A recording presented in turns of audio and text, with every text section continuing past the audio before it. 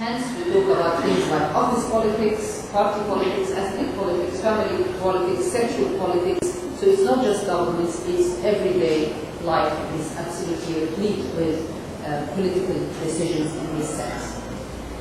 To tie the two things together, ethics and politics, I come back to the issue of the fact that self and other is inseparable, and there is you can't even begin to talk about ethics or politics without considering that there is an other to interact with. And of course, the translation comes in at this point because a lot of our interaction with others happens through translated text. And so, this is from James Hanley. I like this quote because it makes the point quite clearly. It says, in a hypothetical state of nature where I am all alone, my choice to climb a tree to pick apples is not a political decision.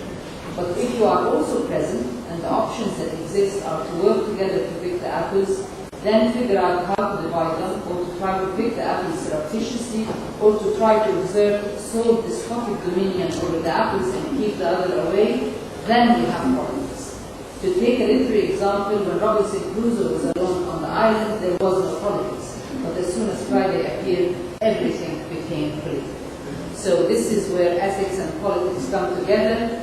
Once you have another to interact with, everything becomes political and everything involves an ethical decision because everything affects others. Okay, so this is my starting point for talking about ethics and politics, and we have to translate all this if you accept these definitions. As I said, debate is part of the picture. We have to turn all this into something that we can engage with in the classroom, and particularly in the context of translation. Of course, ethics pervades all aspects of our lives, but we are concerned with translation very specifically, both as a professional experience. Some of the people, or a lot of the people who will come on to take this and may want to end up being translators, and this therefore feeds into their own professional practice. But others will be more concerned with the way in which the translations that we all consume on a day-to-day basis in our lives influence our lives, influence the politics and the ethics of how society develops. So, I want to start with a concrete example of a text that we might look at together in class and say, what kinds of political and ethical issues does this text raise, and how would we deal with them, how would we want to deal with them in the context of translation. And people usually, when you talk about politics, certainly, or even about ethics, in the context of translation, people will say things like, oh, well, the kinds of texts I translate don't really raise these issues because I don't translate political texts, meaning texts about from the United Nations or a government declaration. I don't translate literary texts which are replete with particular types of content, of politics and ethics. I would argue that ethics and politics are embedded in every single type of text that you will translate or consume as people consume translations, but to a lesser or greater degree. And this text is neither a literary text nor a political text with a capital T. This thing is even with this, it's slow to respond. I don't expect you to read this, don't worry, I just want to show you what the text looks like, and then I will pick little bits of it to look at it together to show what kinds of political and ethical issues it raises. This is a text called Tour of Beauty, which was published in the Holland Herald, which is the KLM in-flight magazine. In-flight magazines, of course, are things that we all read, a lot of us read all the time. A lot of us in-flight magazines are translations, and a lot of translators live by translating material for in-flight magazines. The status of this text as a translation or an original, I'll come back to this in a minute, but it was written by a very well-known guy called Dominique Lapierre. You may have heard of him. He is also the author of quite a few books, the most famous of which is The City of Joy, which was turned into a film. He's also well known for his charitable work, particularly for India, and he is French. I'll come back back to this in a minute, but he is very fond of automobiles. He's well known for his passion for automobiles, and this text is about a tour that he did through countries like India, Afghanistan, various places in the Middle East, in a Rolls Royce. So he drove a Rolls Royce, and he's talking about the joy of driving the Rolls Royce. Nothing political in that, surely. Through various countries, but look at some of the language involved. This way. Okay. So she was the loveliest baby any man could dream of marrying.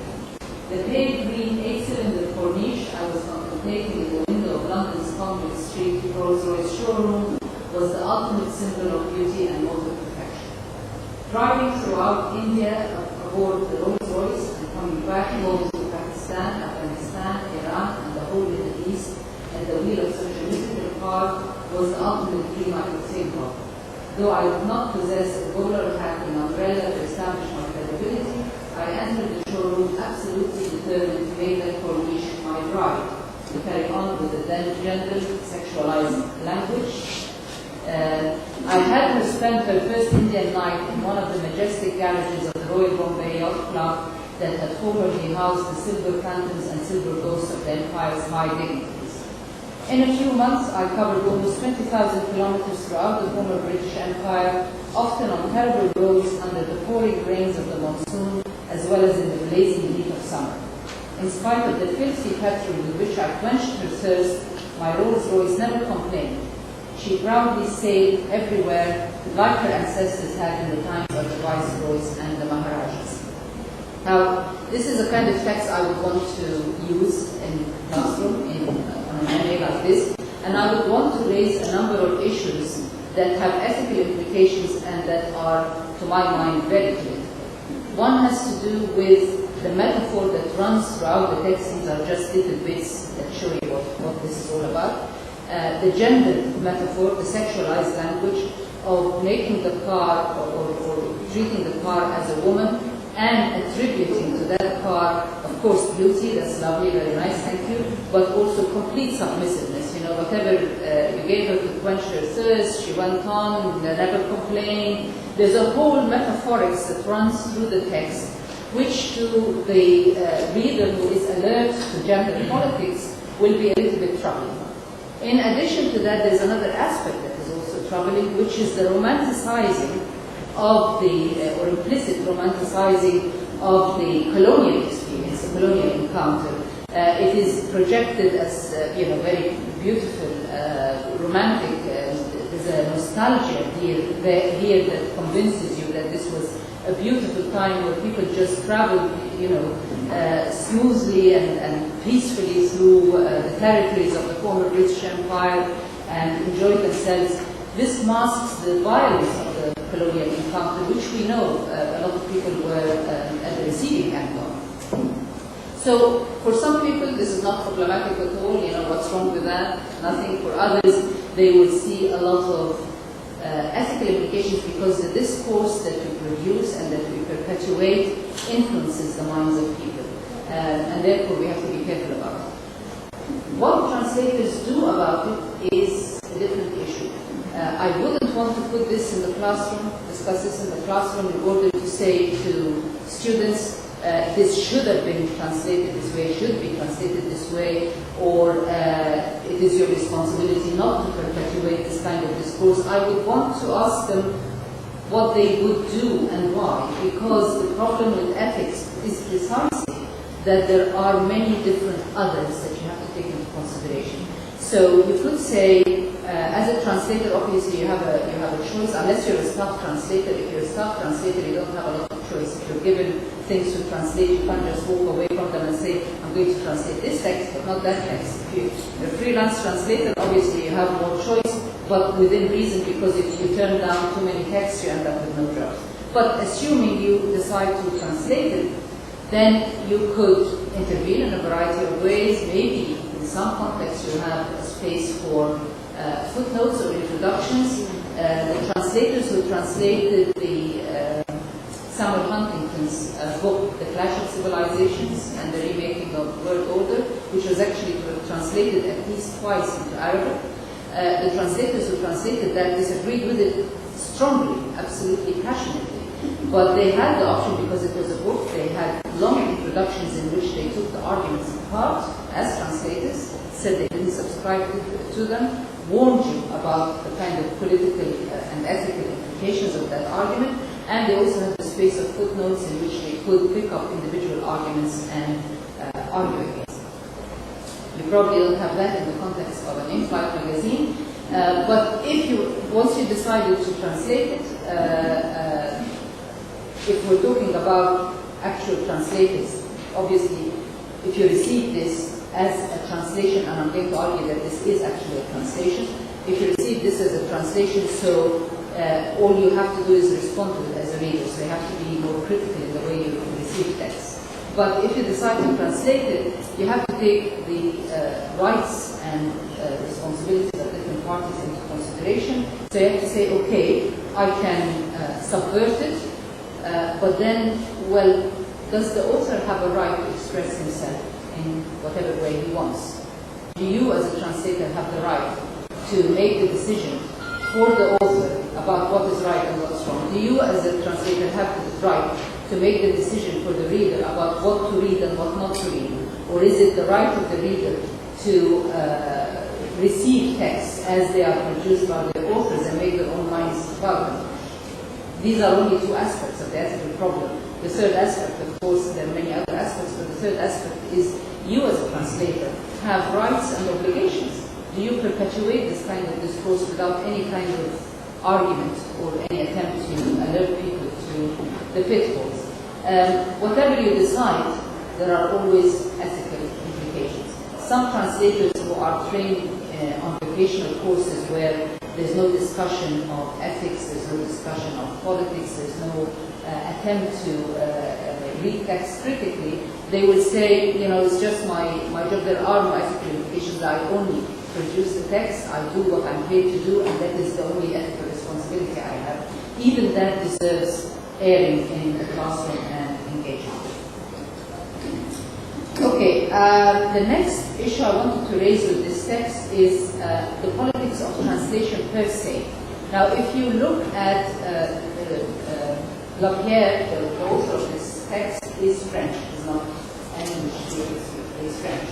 If you look at the other books that he's written, which are available in English, you won't find the word translation or translated on the cover at all. There's no reference to the main translations whatsoever.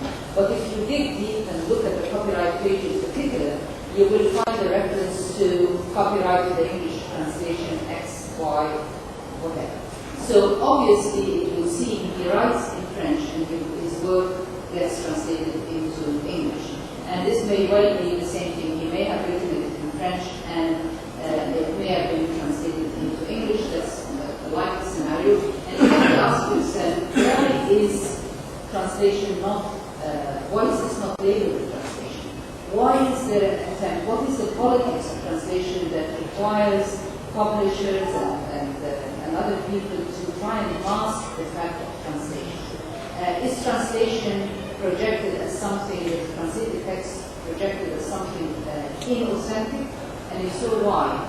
We've all heard the usual kind of metaphorics of translation is very political in that sense. People talk about translators as traders, for instance, about translations as the metaphor of Fidel and Fidel. Translators are like women, they are either beautiful or they are faithful, but they can't be both, all that kind of stuff.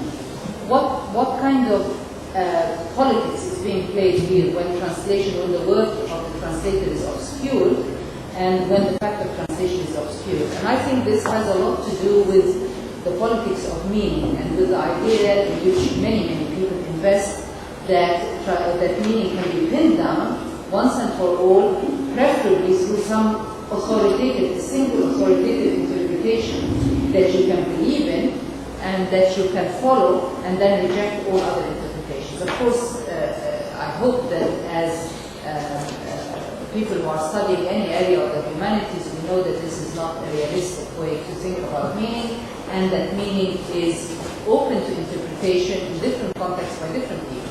However, lots of people are invested in the idea that their meaning can be pinned down and that there is such a thing as an authoritative interpretation.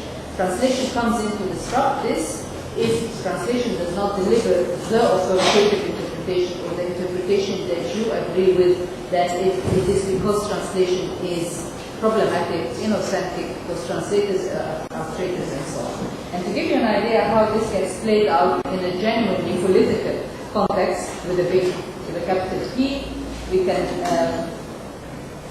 can look at the famous example of what has been attributed, the quote that has been attributed to the former president of Iran, Ahmadinejad, when he famously said something that was reported in many papers around the world as Israel must be wiped off the map, which has been contested in many different venues, in some mainstream newspapers, but also on the web by different people. This interpretation of what he said, this translation of what he said, was used obviously for political purposes to argue that Iran is a threat, direct threat to Israel and to the free world. And the length, what is interesting here is the length, irrespective of what you think. I mean, I don't have Persian, so I can't even offer a point of view because I don't have Persian. But people offer different points of view, but they go into extreme lengths in order to convince you that their interpretation is the only viable interpretation. And they do this through translation, obviously. And they do this, for example, this is an example of an alternative interpretation of what he said. And you can people break down every word and give you a gloss of every single word and then ask you to kind of add up the different words to an interpretation that is the only viable interpretation. Translation, the politics of translation per se, is all tied up with this kind of struggle over meanings. And therefore, when translation is routinely masked, when the fact of translation is routinely masked, there are political consequences for this. And there are political stakes that people are paying.